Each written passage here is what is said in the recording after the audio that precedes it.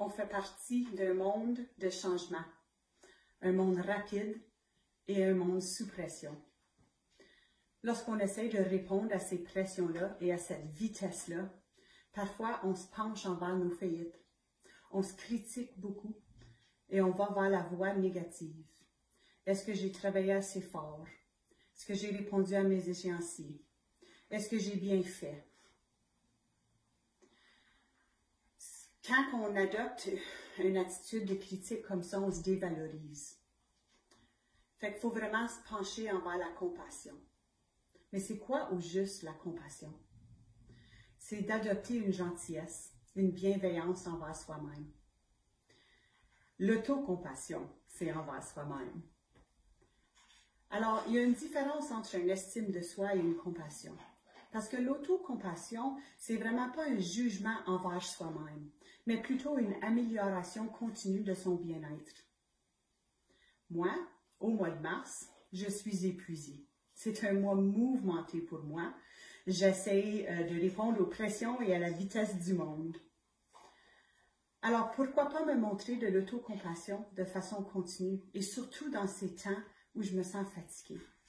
Ma première étape, c'est vraiment d'identifier mes sentiments, de les reconnaître et de les accepter tels quels. Ne pas les juger ou les changer, juste les reconnaître et les accepter. Je continue à pratiquer la gratitude, d'être reconnaissante pour ce qui existe, sans nier ce qui me fatigue ou ce qui est tannant, mais juste vraiment de reconnaître ce qui est là, puis de me réconforter de différentes façons. Qu'est-ce qui me réconforte? C'est de mettre mes cheveux dans une couette quand je suis fatiguée. C'est mettre mon linge d'exercice quand je suis fatiguée, avec mes espadrilles. Ça me donne un sens d'être active, juste de bouger un petit peu plus. Des fois, je prends un bain le soir, juste pour m'évader de mes pensées. Je m'assure de faire un peu de méditation. Fait qu'il y a plein de petites choses que je fais au jour le jour pour améliorer mon bien-être. C'est toutes des actions qui sont dans le mode d'autocompassion. Les mêmes actions ne fonctionnent pas pour tout le monde. C'est à nous de découvrir qu'est-ce qui fonctionne pour nous réconforter.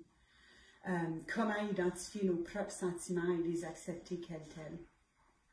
Mais je vous invite à explorer votre propre autocompassion. Est-ce que vous vous montrez une gentillesse et une bienveillance envers vous-même? Est-ce que vous continuez à répondre à les pressions du monde en écoutant votre voix négative?